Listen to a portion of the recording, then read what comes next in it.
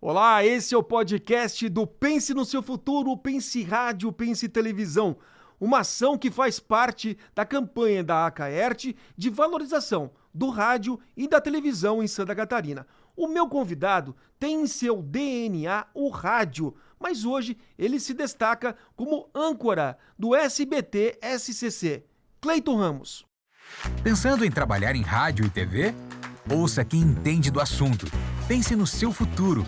Pense Rádio. Pense TV. Um podcast da Acaerte. E aí, Cleiton? Tudo bem, Marco? Muito obrigado por ter aceito esse convite. É uma honra poder participar, ainda mais na Acaerte, que faz um trabalho brilhante há muito tempo, né? E tá aqui com você, com toda a equipe, agora liderada aí pelo nosso querido Guido. Pois é. Que tive a honra, né, de trabalhar com ele no grupo SCC-SPT, fez parte, inclusive, do programa que eu apresento, o Primeiro Impacto. Realmente é um prazer muito grande estar aqui e contar histórias desse veículo que é imortal. Muita gente fala que o Grêmio é imortal, né? É. Mas o rádio é imortal, não é verdade? O seu pai era radialista, é isso? Meu pai era radialista. Meu pai, ele era músico no Paraná, antes de eu nascer, e ele escutava a Rádio Diário da Manhã, na época que hoje é a CBN. Aqui de Florianópolis? Aqui de Florianópolis, que pegava lá através das ondas curtas. Ah, sim. E ele sempre foi muito tarado por rádio e ligado por música também. Ele tocava violão lá numa casa noturna. E ele escutou, através de um programa, Rancho da Ilha, que era feito pela dupla Portãozinho e Porteirinho, uma dupla tradicional da década de 60 e 70. Inclusive, o Portãozinho era tio do César Souza Pai, hoje, inclusive. Sim. E essa dupla anunciou que estava precisando de um rapaz para tocar violão e formar um trio no programa de rádio. Meu pai estava ouvindo lá no Paraná. Pegou o primeiro busão, veio para cá, fez um teste ao vivo e foi incorporado no rádio. E aí acabou se formando um trio e depois só foi buscar a minha mãe lá e depois eu acabei vindo nascer aqui em Florianópolis e ele iniciou em rádio e não parou mais até se aposentar. Tá, e você então desde pequeno já circula nas emissoras? Muito. Como é que era a tua infância lá no meio da... Inclusive tem a rua João Guedes aqui próximo da sede da Acaerte, aqui funcionava a Rádio Santa Catarina. Isso mesmo. Então eu acordava com meu pai passando aquele café da manhã, que ele fazia um programa das 5 às 7. E eu acordava sentindo aquele cheiro de café e eu digo, pai, eu quero ir na rádio também. Aí, desde pequeno, eu me lembro que tinha um programa de pilha, não sei se pode falar o nome aqui. Pode. Rayovac, as amarelinhas. Eu gravei um comercial com 6 anos de idade, que o locutor, Nabor Prazeres, uma figura muito tradicional no rádio aqui em Santa Catarina, que era coordenador da emissora que se chamava Rádio Santa Catarina, que hoje é a Jovem Pan News, né, depois de migrar para o FM. E ele falou, garotinho, que pilha você usa? Aí eu com 6 anos eu falei, uso Rayovac, as amarelinhas. Com 10 anos eu comecei a ser sonoplasta do meu pai, esporadicamente para aprender. E com 14 eu iniciei como sonoplasta. Então desde os 14 a gente está na pegada do rádio. DNA é rádio. Assim, quem não sabe, sonoplasta faz o quê, Cleiton? Sonoplasta hoje é operador, para quem não sabe, operador de rádio é o profissional que abre o microfone, que coloca música, por o locutor falar. Hoje tem muita figura do locutor que opera também, né? Isso, por causa da modernização. Da modernização, mas antigamente, ainda algumas rádios têm o locutor que fica, por exemplo, onde é que eu estou aqui, e uma pessoa que fica operando a mesa, colocando os efeitos especiais, as músicas, enfim. E eu tenho muito orgulho de ter começado como sonoplasta, porque foi uma grande escola. E o rádio é sensacional, né? O rádio é fantástico. Você não parou mais, né? Não parei mais. Aí, com 17 para 18, eu consegui realizar o sonho, que era ser locutor musical. Comecei na Rádio Alegria FM, que era muito famosa aqui na década de 90, rodava sertanejo. Foi a primeira rádio FM a rodar música sertaneja. E ali depois a carreira foi rodando por várias emissoras aí. E depois mas vamos falar um pouquinho mais da Rádio Eldorado, Guarujá. Isso. Você passou por várias emissoras. Como sonoplasta eu passei na Transamérica, que hoje é a Jovem Pan FM. Não a Jovem Pan News, a Jovem Pan Musical. Depois fui para a Rádio Eldorado, que era do Grupo Secrisa de Criciúma, antiga RCE. Fui para a Rádio Guarujá e da Guarujá iniciei na Alegria. A Alegria fechou, lamentavelmente. Fui para Guararema. Da Guararema voltei para Guarujá como locutor. Depois eu iniciei como esporte, fazendo a carreira na Rádio Guarujá, com o saudoso Miguel Livramento e o Fábio da Silva Comelli. Virei setorista de clube, aí fiquei 23 anos trabalhando com futebol, rodando o Brasil inteiro. E aí o esporte... A cobertura da Copa foi por rádio ou TV? Foi pelos dois. Aí eu já estava na Band FM em 2010 e também na TV BV. Certo. Eu fazia os dois. A transmissão de jogos na Band FM e na TV BV. A Copa da África. Da África do Sul. 2010. E depois, em 2012, a Olimpíada pela RIC TV. Certo. E aí não parou mais. Foi andando daqui para ali, pegando a experiência legal. Mas sempre muito apaixonado pelo rádio. Cleiton, e a TV entrou como na tua vida? A TV entrou na minha vida quando eu trabalhava com César Souza Pai na Rádio Guararema. E ele convidava muito pessoal de rádio para fazer parte daquela bancada de jurados. Antigamente tinha, né? Os jurados ali participando. Tinha o programa do César Souza. César Souza, que era na TV BV. Sim. E ele me convidou para fazer parte um dia dos jurados. Eu entrei numa TV, eu fiquei fascinado por aquilo. Abre, fecha, aquela correria, aqueles bastidores, sobe o som. Tudo ao vivo? Tudo ao vivo, jogada de câmera, tal. Rapaz, eu senti fascinado por aquilo. E a partir dali comecei a desenvolver também o desejo em querer fazer televisão. E eu vi que através do esporte, que eu gostava muito, isso poderia ser concretizado. O Rômulo Coelho, saudoso Rômulo Coelho, era professor da Unisul, me chamou para mostrar como é que era um programa de rádio. A partir dali eu fiz um curso de jornalismo, que eu era novo ainda, tinha dado uma segurada porque estava me dedicando à locução musical. Comecei a fazer jornalismo e eu tinha que escolher um campo para atuar, do que eu gostasse, e na época eu gostava muito de esporte. Quando eu já estava na Guarujá, pintou a oportunidade de entrar no segmento esportivo. E aí foi. E aí a TV surgiu naturalmente. Comecei fazendo na Primer TV, que é uma TV fechada, do querido saudoso Wilson Betim. Depois surgiu a possibilidade de fazer férias no SBT, mas quando era ainda lá na sede do Grupo RIC, que a RIC TV era SBT antigamente. Sim. Comecei fazendo lá, fiz um mês, depois fiquei fazendo esporte, fui para a Band e aí não parou mais. Aí rodei, até que chegou uma hora que deu uma parada, né? Principalmente quando o filhão nasceu, tava com aquela coisa assim de querer dar uma puxada no freio, não trabalhar tanto sábado e domingo para não chegar tarde, para ver o crescimento dele, aquela coisa de pai coruja. E aí pintou a possibilidade de fazer jornalismo na RIC, aliando com o esporte. Teve a pandemia, lamentavelmente muitos profissionais foram demitidos, e a gente entende que era a situação de momento do mercado, que atingiu especificamente o público esportivo.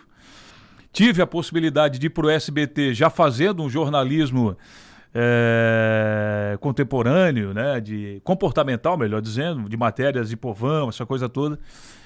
E no SBT surgiu a possibilidade de fazer o Primeiro Impacto junto com o Guido. E aí eu dei uma segurada no esporte e estou me dedicando a esse jornalismo povão, jornalismo opinativo, que tem sido legal, tem sido bacana. Você tem uma característica que é muito admirado pelo mercado do jornalista, que ele é multiplataforma, ele é versátil. Mas tudo através do rádio. O rádio é uma grande escola.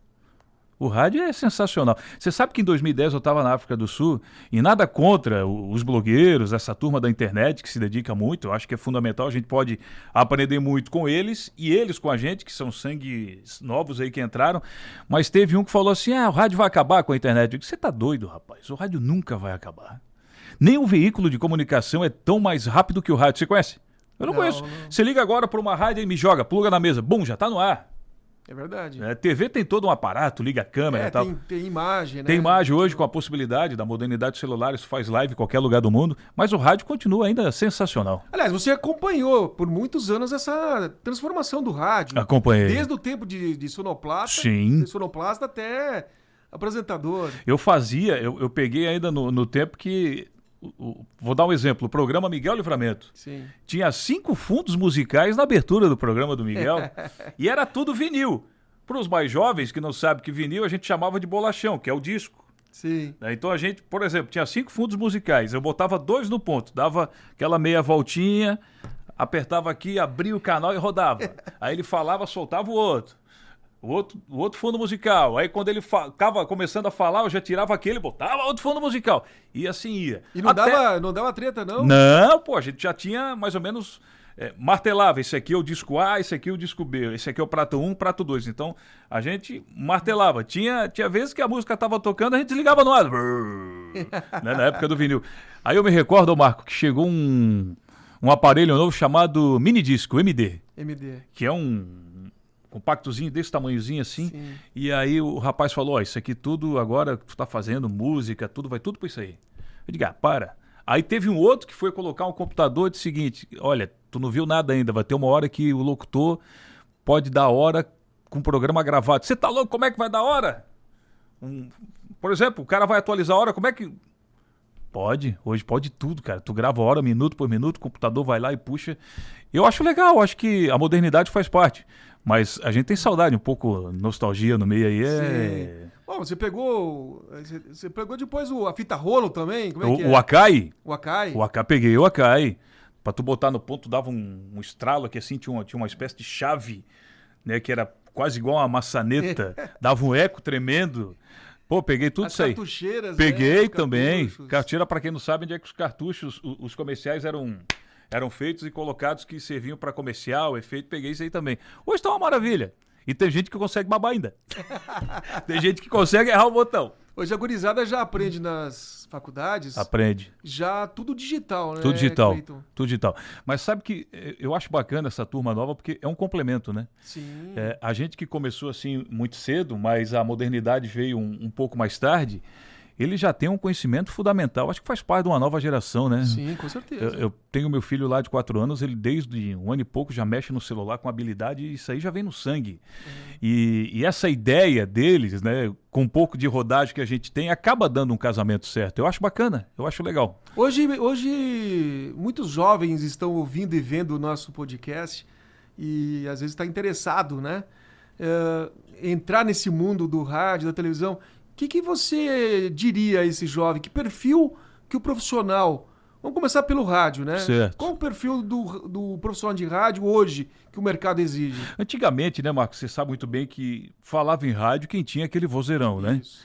Era o primeiro passo, né? Tem uma voz boa. Você falava, dava bom dia para alguém. Bom dia. Digo, opa, você pode trabalhar em rádio, eu vou lá fazer um teste. Foi assim que aconteceu com o Silvio Santos, né? Foi.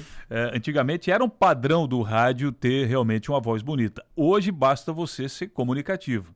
Agora, é fundamental ter uma boa dicção, não precisa ter um vozeirão, mas se comunicar bem. E essa modernidade que tem hoje, através do podcast, através de uma live que a gente faz no celular, a pessoa já começa a trabalhar isso, o que no nosso tempo não tinha. Né? Quando abria o microfone, ao vivo eram as veras. Hoje você pode gravar, voltar no celular, fazer uma live, aprimorar, olhar de novo e tal. No nosso tempo não tinha nada disso. Então tem que ler bastante, trabalhar muito a questão da dicção. É isso que eu ia te falar, né? Ler bastante.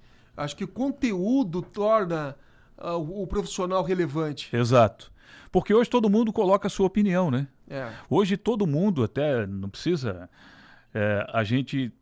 Eu olho muita gente que não passou pela faculdade de jornalismo já opinando. Ok, eu respeito, bacana, eu acho que todo mundo pode opinar, a gente vive numa sociedade aí democrática, enfim. Mas a internet dá essa possibilidade. Agora, realmente ler é fundamental, né, Marco? Eu acho que dominar o assunto daquilo que você está falando... Vou dar um exemplo aqui. Se você vai trabalhar com esporte, eu quero trabalhar na área esportiva. Pô, você tem que saber em que dia o Pelé nasceu, que cidade ele nasceu, quantos gols ele fez. Estudar, né? Estudar. Tem que pegar assim, o maior patrimônio do futebol mundial, isso aqui. Eu preciso saber disso aqui. Eu preciso saber quantas Copas o Brasil ganhou, entendeu? E por aí vai. Eu acho que tem que ter um pré-conhecimento. Eu vejo muito, né, os profissionais, acompanho eles nas redes sociais também, e na própria na transmissão. O pessoal estuda bastante, né, Cleiton, numa transmissão. Tem que saber os dados da equipe, quem tá machucado, quem não tá, a estatística. Exato. Tem gente que exagera um pouquinho nos números, né? Fica o jogo inteiro falando de estatística. A pauta é fundamental, né, Marco? Seja ela na TV ou no rádio, a pauta é fundamental. É isso que eu ia falar. A pauta, e para quem não sabe, é o começo de tudo, né, É o começo de tudo. Eu, por exemplo, quando ia fazer uma partida de futebol entre Avaí e Kinderman ou Figueirense e Kinderman, se eu fizesse um time visitante, eu ia procurar o primeiro, esse time vem de derrota ou vitória? Quem é o artilheiro do time? Né? Se quem está pendurado? Já tiver pendurado depois de 2 rodadas, quem é que está pendurado? Quem é que está lesionado? Né? Qual a última contratação? Sim. Aí, por exemplo, porque é diferente do setorista, né? O setorista é aquele, para quem não sabe, cobra o dia a dia, né, do clube. Dia. Esse já tem um monte de informação e é obrigado a ter. Né? Agora, quem faz, por exemplo, a cobertura de um time visitante, tem um cruzamento, uma jogada ensaiada, chegar no profissional que cobra aquele time no dia a dia na cidade dele. Né? Vem cá, esse tipo de treinamento aconteceu lá, é normal esse gol de cabeça, é uma jogada ensaiada, isso tudo acrescenta na hora de uma transmissão. Agora, fundamental é o profissional ficar atento ao que acontece ao redor no estádio. Exato. Ali surge muita coisa legal que pode servir de assunto durante uma transmissão. Aliás, é para isso que ele está lá. Exato. O repórter de campo, são os olhos e ouvidos de quem está acompanhando a partida. Exato. E está ali acompanhando de perto as coisas. Pode falar, Marco. Não, pode falar. Eu acho que o esporte, no meu caso, ajudou muito. Porque, veja bem, o rádio ele te dá um improviso. Sim. E pode ver, é um improviso sensacional. Porque tu abrir o microfone, tu tem que falar, meu irmão. Né? E não importa o segmento. Principalmente o segmento de rádio povão, né? Que tu tem que improvisar, aquela coisa toda e tal. Fazer uma magia, fazer uma novela, fazer um suspense. E o rádio me ajudou muito no jornalismo, principalmente em fazer uma entrada ao vivo para a TV. Na questão do improviso. Porque quando você está fazendo uma partida de futebol, tu faz uma pergunta, o Marco fez o gol. O narrador entregou a bola pro repórter. O seu repórter é o camisa 10, ô Marco. Eu digo, Marco, e aí, o gol? Tu tá dando a resposta, mas eu já tô olhando lá quem tá passando do outro lado para eu pegar. E isso, o jornalismo esportivo me deu muita cancha para fazer o jornalismo que eu faço hoje. É isso que eu ia te perguntar, né? Quais são as bases? Você falou que o rádio é a base da tua atuação na televisão. O que mais que o rádio te deu para atuar na televisão? Ele deu a questão emocional. Olha né, de eu saber diferenciar quando o assunto é sério, quando o assunto é alegre. E, por exemplo, eu sair de um assunto alegre e ir para um triste assim, já não... sabe? Pô, que legal. Morreu fulano. Não, então peraí. Então tu já começa ali no meio diminuir. Mas quando é possível ver com antecedência, jamais fazer isso, né? Por exemplo, ver um assunto alegre... Puxa o freio, faz um mais ou menos aqui, para daí ali na frente tu fazer o assunto que é paulada, que é a tragédia. Então o rádio deu tudo isso, a questão de emoção. E nada dá mais emoção do que realmente o rádio, porque o rádio é só emoção, né? E você tem muita experiência de apresentação para um público, assim, geral, né? O povão. O povão. Como é que é isso, Cleito? Desde a época do programa César Souza e depois... Porque, veja bem, Marco, graças a Deus eu passei pelo esporte, fui para a RIC, aí fui para a Band e usava um pouco essa questão da emoção do rádio junto ao povão. O esporte é povão. Sim. Agora, jornalismo de verdade, tendo a possibilidade, eu estou tendo agora no SBT, de fazer o Primeiro Impacto. Sim. E o SBT já tem uma marca que é povão, né?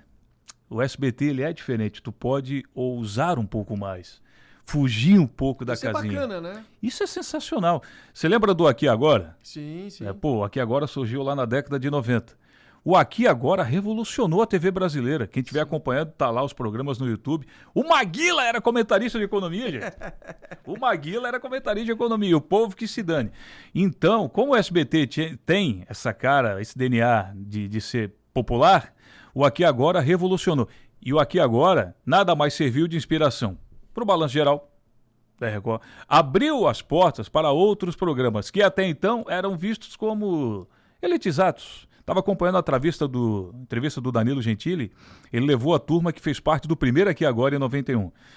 Aí teve a Cristina Rocha, que deu um exemplo muito legal. O Marcos Mion, por exemplo, falou assim, ou o Hulk, eu tenho que receber o meu cascaio. Quando é que tu ia imaginar que na Globo tu ia ver um cara falando cascaio? Então Aqui Agora revolucionou tudo isso. E o SBT, por ser a emissora povão, dá essa liberdade de fugir um pouco da casinha. Eu vou citar a Hebe, por exemplo, fazendo o programa. A Hebe que veio do rádio, né, inclusive. Sim, a maioria deles. Os próprios Silvio Santos, Chico Anísio, por aí vai, Datena, Faustão, todos vieram do rádio. Todos, não tem... desses consagrados, todos começaram... Grande escola, né? Grande escola. Por exemplo, a Hebe fazia um programa e ela fugia do roteiro e elas perdiam. Tá certo. Ô, produção, o que a gente vai colocar agora? É aquele rapaz. Aí a produção buzinando no ouvido. Ele é bom, né? Ele fez a novela, então eu vou chamar ele. Sabe, essa descontração na hora de dar a notícia... Tudo começou com o SBT, então o SBT dá a possibilidade da gente fugir um pouco. Sempre, nunca perdendo de vista o conteúdo. Jamais. Fundamental. A gente faz um jornalismo povão, mas a gente tem que ter a noção de que se a gente cutucou, a gente tem que deixar quem foi cutucado falar por que foi cutucado. Eu estou me referindo a uma denúncia. A gente jamais coloca nada no ar sem pelo menos ter pedido um contraponto daquele assunto. Com certeza. Né? Se a outra pessoa, a outra parte demorar para dar, a gente fala, ó, entramos em contato, até agora não veio resposta. Mas quando a gente recebe o feedback é muito legal. Se bem que hoje, depois que inventaram a nota, eu até costumo dizer, depois que inventaram a nota e o pedido de desculpa, pode tudo, né? Pode. Em nota, o fulano de tal pede desculpa e lamenta pelo ocorrido. Hoje é assim. Faz parte, né? Faz parte. Cleiton, como é que o reconhecimento do seu público nas ruas, como é que o pessoal te trata, te reconhece? É legal, Marco. Como é que é isso? Porque eu fiquei durante muito tempo no esporte, tem muita gente que vem falar comigo ainda relacionado ao esporte. Poxa, eu saí da Band em 2010, tem gente que vem falar da Band ainda. Poxa, lembra da Band? Opa, lembro, tal. Isso é muito legal. Agora, quando tu recebe, por exemplo, um abraço da pessoa assim, pô, tu falou aquilo que tava precisando. Por exemplo, a gente coloca no final do programa sempre uma fase motivacional, para inspirar o cara que vai sair de casa, aquela coisa toda, ter um dia excelente. Aí quando tu passa, pô, gostei da frase hoje, pô, gostei do que tu falou. Mas também é muito importante a gente ter o reconhecimento até de quem não gostou do que a gente falou. Pô, eu acho que aquilo que tu falou não foi legal, hein, porque isso, aquilo. E tu tem que dar uma atenção para aquela pessoa, saber reconhecer, porque a gente não vai agradar todo mundo. Quando termina o programa, Marco, a gente tem o Zap lá, a gente recebe tocando mais de 24 por hora.